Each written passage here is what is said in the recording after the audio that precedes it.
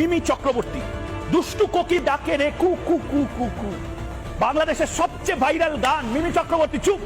দুষ্টু কোকিল গানটা বোধহয় শুধু জামাতি এবং মৌলবাদীরা শোনে, হিন্দুরা শোনে না। হিন্দুদের জন্য মিমি চক্রবর্তীর একটা শব্দ নেই। দুষ্টু কোকিল ডাকে রে কু কু কু কু কু কু কু, মনে বাঁশি বাজে রে। ভাই হুন, তোরে লইয়া কিতা কইতাম, তোরে লইয়া মাথার কিচ্ছু নাই। তুই আসলে একটা হারামজাদা, ঠিক আছে না? এটা শুধু মৌলবাদী শুনে, শুধু জামাতি ইসলামী তারাই শুনে, আর কেউ শুনে না। এই গান কেউ শুনে না। নিষ্পাপ হিন্দুরা শিশু, নিষ্পাপ তারা শুনে না। হ্যাঁ, তোর মতো পাগল ছাগলের কারণে এই ধরনের মানে নিউজ আয়। তোরে কিতা কইতাম ভাই, তুই তো আসলে আমার মনে হয় যে মলম বেশ। তুই মলম বেচলেই রাইট, এইটাই তোর লাগে ঠিক হইব। মলম বেচলে তোর লাগে পারফেক্ট। তুই এই ধরনের মিডিয়ায় আসায় তুই মিডিয়ার সিস্টেমটাই নষ্ট করে ফেলে দিছস। হারামজাদা, তুই এখানে থাকস কেন? তুই মলম বেচার যা।